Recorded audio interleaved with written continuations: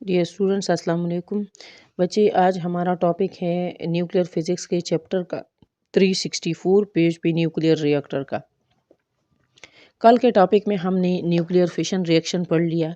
अब ये रिएक्शन कहाँ पे आकर होगा, यानी इस रिएक्शन को आकर करने के लिए हमारे पास कुछ डिवाइस या कुछ ऑपरेटर्स तो होना चाहिए। तो यहाँ पे एक ऑपरेटर्स की बात हम करते हैं, एक डिवाइस की बात हम करते हैं जिसका नाम है न्यूक्लियर रिएक्टर। पहले जब आप किसी भी डिवाइस की बात करते हैं या किसी भी ऑपरेटर्स की बात करते हैं या किसी भी मशीनरी की बात करते हैं तो उसका सबसे पहले आप डेफिनेशन करेंगे कि इसको मैं किस लिए यूज़ करूँगी।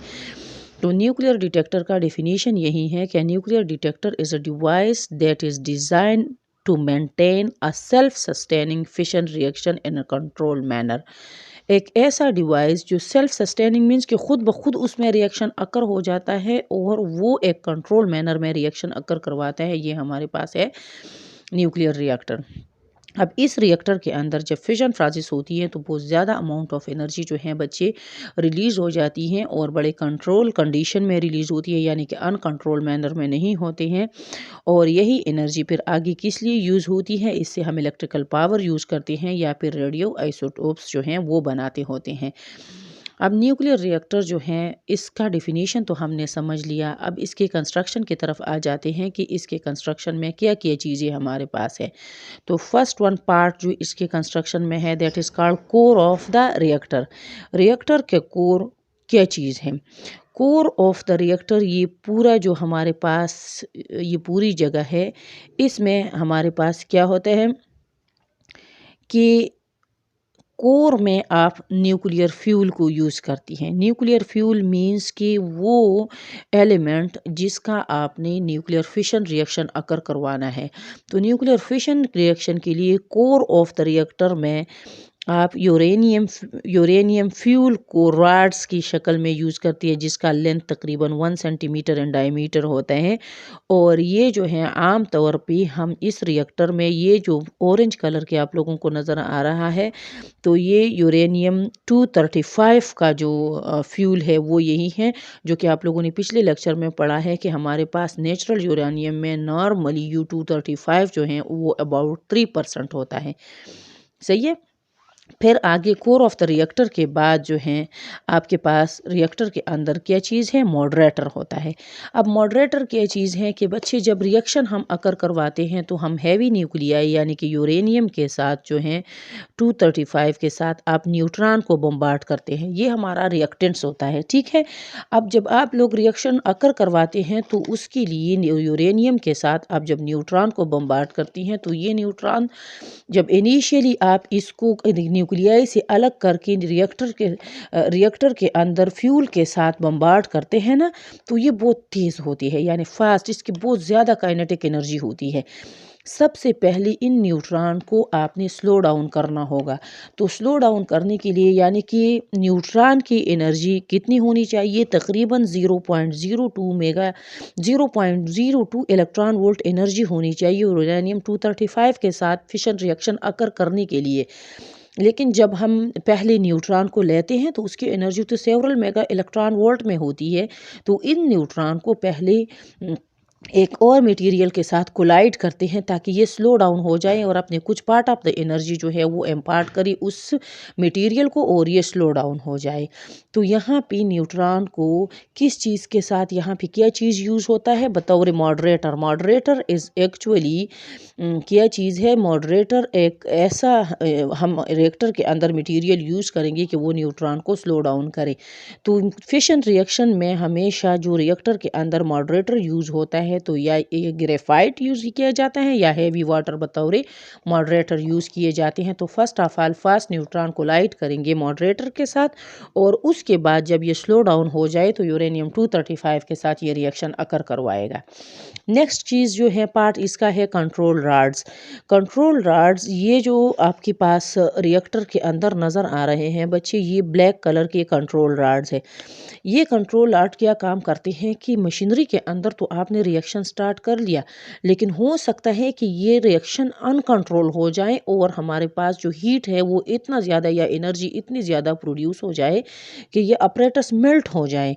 तो क्या करवाते हैं कि ये कंट्रोल रॉड्स ब्लैक कलर के आपको नज़र आ रहे हैं, ये यहाँ पे ऐसे फिट करते हैं कि ये up and downward motion perform करते हैं ऐसी मशीनरी के अंदर, ठीक है।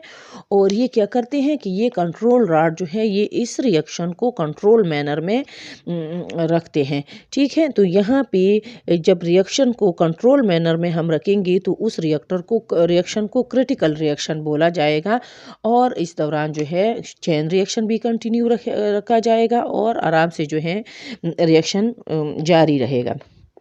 अब यहाँ पे रिएक्शन को कंट्रोल रखने के लिए क्या करना होगा, वो क्या मैकेनिज़्म होगा कि रिएक्शन कंट्रोल मैनर में रहे या नॉर्मल स्टेट में रहे या क्रिटिकल स्टेट में रहे।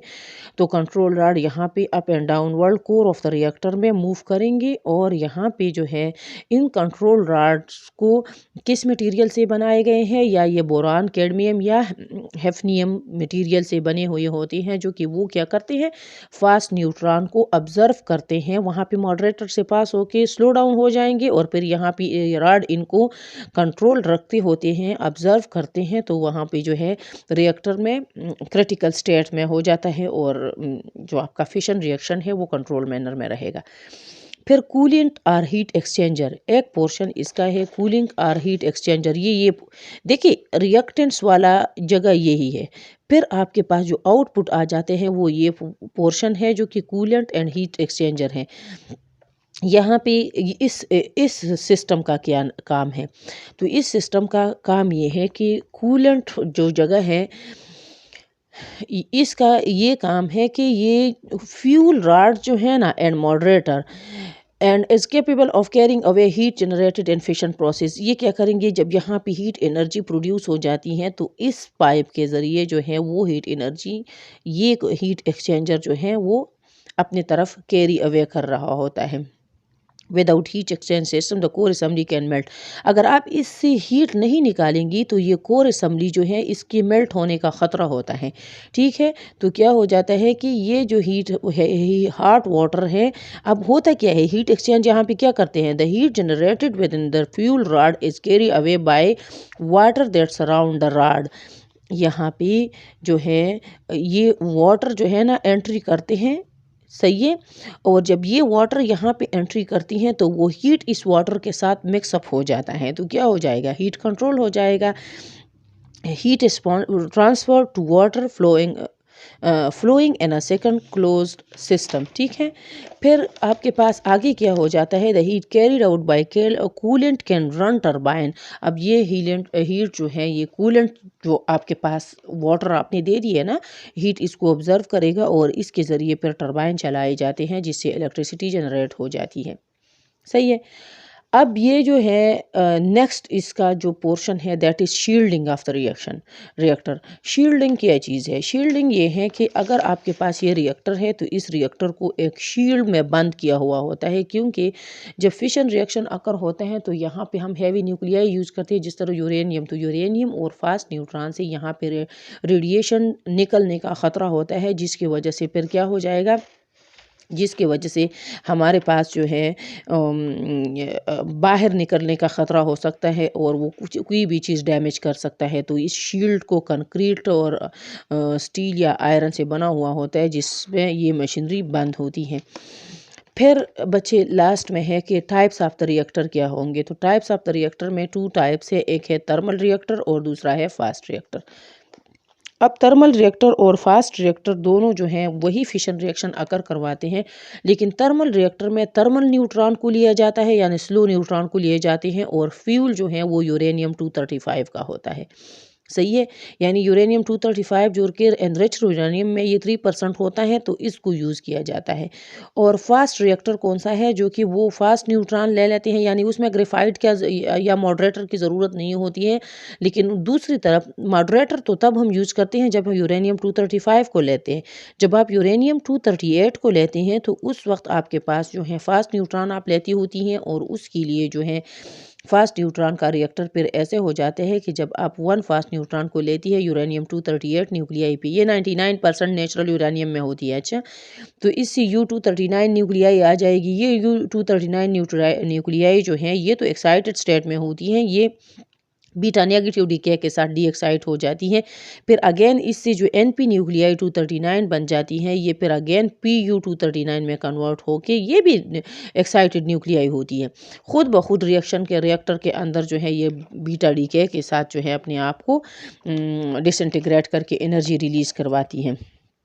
फिर ये पूरा प्रोसेस जो है आप लोगों को इस पैराग्राफ में लिखा हुआ है। तो बच्चे न्यूक्लियर रिएक्टर का आप लोगों ने सुन लिया। आप लोग इस तरह करें कि पहले वीडियो को वॉच आउट करें और फिर उसके बाद जो है आप लोग बुक को रीड करें, और कहीं भी समझ ना आए तो अंडरलाइन करके फिर आप लोग पूछ सकते हैं। Thank you.